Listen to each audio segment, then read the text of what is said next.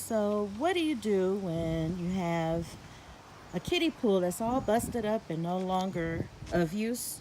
Well, you can throw it away, or you can use the pool to plant a garden in. So you can see. And then, of course, you know it's busted up, so it has other holes in it already too. But I added some more so it'll have good drainage. And what I'm gonna do first is, first we're gonna put wood chips in the bottom. So once we fill it up with the wood chips serve, the purpose that it serves is it helps to absorb, like a sponge, absorb the water and retain the moisture without the roots getting flooded or waterlogged. So first of all, I'm going to put that. And then next, I'm going to add to it some homemade compost. I'm going to have to use some droppings from my girls there and mix that in the soil. And then I'll use this handy dandy sifter that I built to sift some of this dirt so that I can use the native dirt to fill in the rest of this. And after that, then I'll plant. Okay, so the things that I'm gonna plant. So I failed big time. Big time.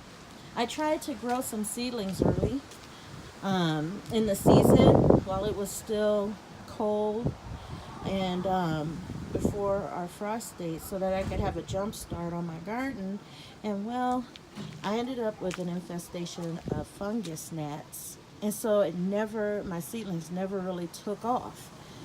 Some of them, they did sprout, but then they didn't go any further than that because they had the larvae from the fungus gnats eating at their roots. And I tried everything to get rid of the fungus gnats, and to no avail. They're still around in the house, messing with my other projects that I have in the house. But I decided I would just go on ahead and plant these in that pool and see what happens. So I've already seeded, direct sowed a lot of these seeds in my garden already. So I don't have to worry about that. A lot of my tomatoes that I had planted in these little containers, I sowed them in these big containers, and they're already growing. So, you know, that was my plan B. But I don't know if you can see that there, but I have some there that are growing, and I have some here that have sprouted. Those you can see a little bit better. And I planted some of the peppers and stuff, and they've already sprouted. So right now I just want to get this going and just see what happens. Just find out what happens to these seedlings, if they take off and grow, if they recover or not. I mean, I'm not out of anything, so this is just my experiment for right now. I'll keep you posted on how it goes. So after you finish sifting it, this is what you're left with, all the hard stuff, rocks and twigs and clay, hard clay. And what you're left with is just this softer dirt that once I'm gonna mix it with some of the ground cover that I have, that'll help the water be able to flow through it easier and better. So let's get to that step. Okay, so next we're gonna add in a layer of green organic material. We're just putting in weeds that I pulled out of the yard. I have tons and tons of weeds all around because all the rains that we've been having. So we're just gonna put a layer of the weeds around. And just put it all in. Just Put it all in the whole pile and then spread it around.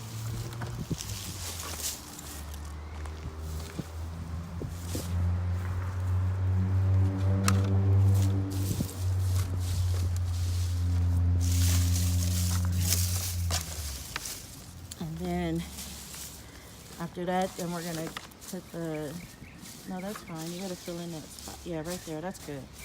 Okay, so then we're gonna pour in the, now you wanna scatter that around.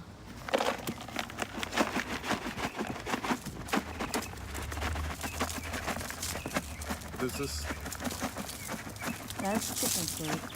And scatter the chicken poop, and you notice it's dry.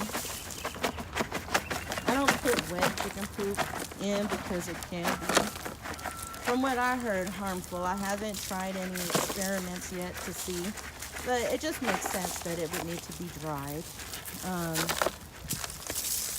I don't wait a year or 6 months. I wait just until it's dried.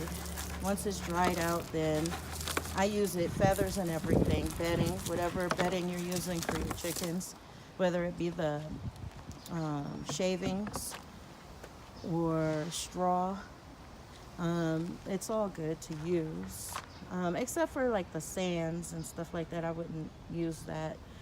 Okay, so then next, after that, we're gonna put in a layer of straw.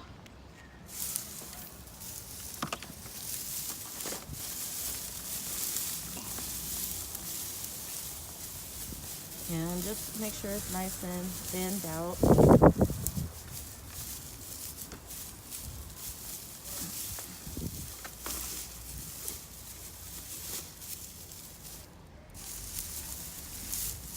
And you know, you don't have to do everything exactly like this. This is just the way that I do it, only because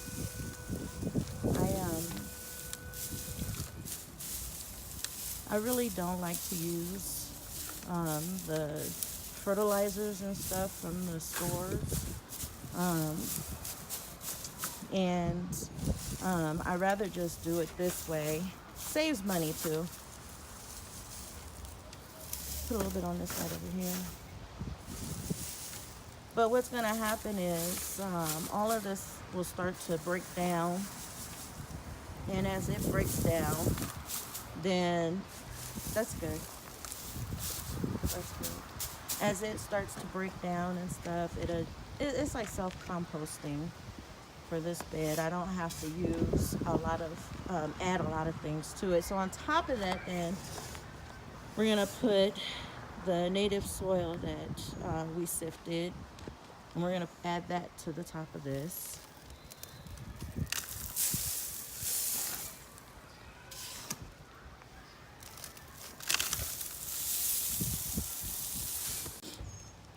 Okay, so this is what we're left with here after filling in all the native soil from the thing there. So next what we're gonna do is, I don't know if you guys knew this, I just barely found this out, that you can go to your local coffee shop and ask them for their used coffee grounds. Just pour it in the middle, and then we'll break it up and mix it in there. And you can ask them for their used coffee grounds, and they'll give them to you for free. So what I did was, when my son had a meeting at Starbucks, I told him, I said, just ask them for their coffee grounds for me. And he did, and came back with a big bag of them. And so we're gonna just spread some of these coffee grounds around in here. Mix it in with the soil. Get it all mixed in good. The only thing that I'm doing different with this than I did with my containers is my containers, I add some eggshells that I had ground up, and I'm not going to do that for this one. But the way that you've seen me put this together is how I've done all of my low flower beds, all of my high garden boxes. I have them all layered pretty much the same, except for my tall boxes. The first layer, I dug down in the dirt about a foot, 2 feet, and put tree trunks and stuff.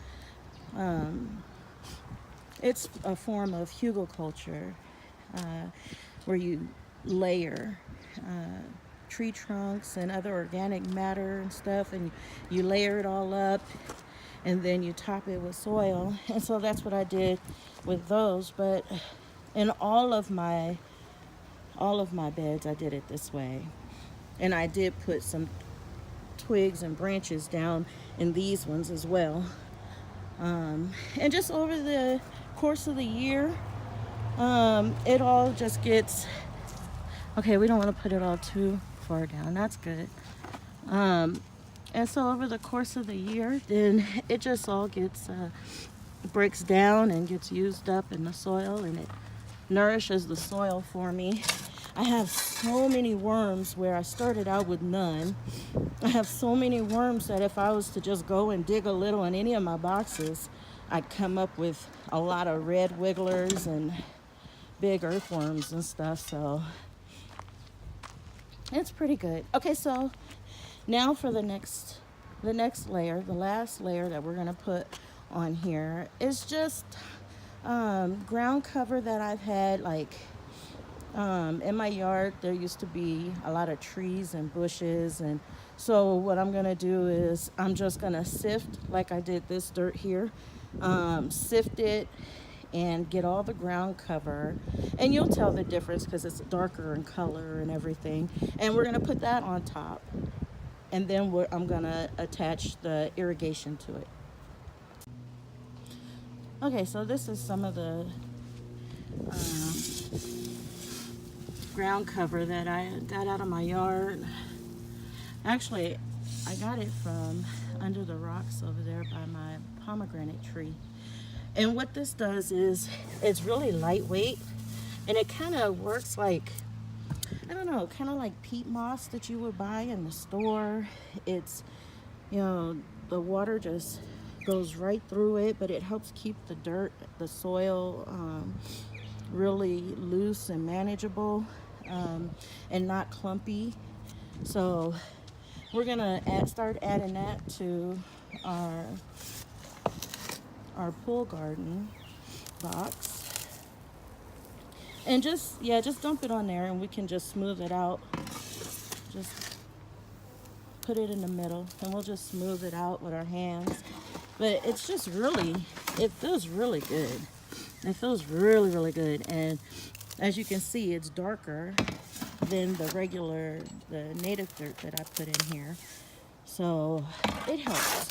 It helps, and as this ground cover breaks down, as it breaks down and stuff, then it'll also feed the soil and help promote good soil. So that's why I used it in all of, you can see over here, but also I put it in this one as well. I use it in all of my containers and stuff. I don't know what I'm gonna do when I run out. I'll probably have to use peat moss then, or try and figure something else out. Maybe use leaf mulch or something, since it's also lightweight. But anyways, once we get this all on here, we're gonna spread this around, and then we're gonna add the irrigation to it. Okay, so I went on ahead and put the irrigation, got it all attached. I have it plugged into this right there, the main pipe. And so this is just drip tubing, that rubber drip tubing. And it's a long story, but I'm not really happy with it because I've had to go back in and puncture holes in it to achieve what I'm trying to achieve. But anyway, so as you can see, the ground cover, we wet just that one side so you can see the difference, how it holds the moisture, and the moisture just settles in. It kind of just pulls up a little bit, and it's slow to go in. Well, not slow, I shouldn't say slow, I'm sorry. It's fast.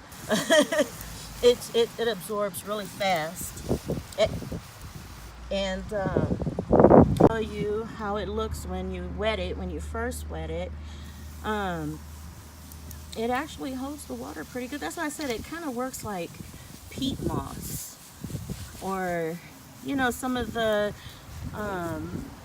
stuff that you can buy that's supposed to help for absorption and everything with your soil. I don't know what I'm gonna do once this is all used up out of my yard, but I guess I'm gonna buy that other stuff. But so far I'm really happy with how this works. And so first we're wetting the soil so that I can then begin to plant those seedlings in here. And then after that, I'll show you what that looks like. Okay, so here's the end result. I took all my little seedlings out of here that I had, the ones that weren't dead, and the ones that I wanted to grow in this pool.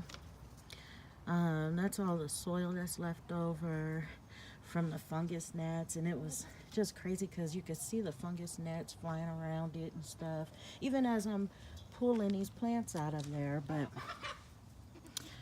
I don't expect all of these are going to survive. My guess is that all of my watermelons, like this guy here, or like this guy here, especially this one is doing really good. And that one, I think it's gonna bounce back. That one, this one. Yeah, all of my watermelons and melons, I think those are gonna do well. The ones that I think aren't gonna do so good are some of the tomatoes and peppers. Like there's a little tomato right here. He has a leaf on him still, but I don't know. I like this pepper. He has a little leaf on him that's new, but I don't know. It's just hard to know if they're gonna actually do well or not. But there's his little leaf. And here's another tomato. I think this pepper will probably do okay. But I think this tomato right here will do fine. But I have several others that might not do so well. And one that, it's just a little, I don't know if I can get this on video. I don't know if you can see it or not. Oh, there it is. It's just a little nub. But anyways, I'm just waiting right now to see, waiting for the water to start, to shut on. As you can see, I've extended it, the tubing, and I'll do another video on how I set up the irrigation. And just on irrigation, I wasn't too happy with this tubing, as I mentioned before, because it was easily clogged and it wasn't watering stuff, and some of my plants started to turn yellow. So I ended up having to, oh, I think the water just came on. I ended up having to put holes in, so puncture holes, extra holes in here. So, I don't know. We'll see how that turns out too. Oh, I just heard it now. It just now came on. I heard my sprinklers on the other side come on first. So let's see. Oh, it's starting to, it's dripping right there. Right here, it's squirting just a little bit. So I'm gonna have to make sure these are turned downward so that it can get into the soil more. But for the most part, it looks like it's dripping pretty well. It's hard to see because it's dripping under, I'll lift it up there a little bit, with the extra bigger holes that I put in there. So hopefully everything will water evenly, and I'll keep my eye on it to make sure that everything is getting watered evenly. so that nothing dies from lack of water, at least. But there you have it. When you have a old beat up pool, kiddie pool, don't toss it. Just repurpose it. It still has some life in it. Repurpose it and use it to grow some things, flowers, plants. It doesn't have to be fruits and veggies. But my chickens are over there fighting. I just finished feeding them. And they're over there fighting over it. But anyways, I did plant some other seedlings over here just to see how well they'll do.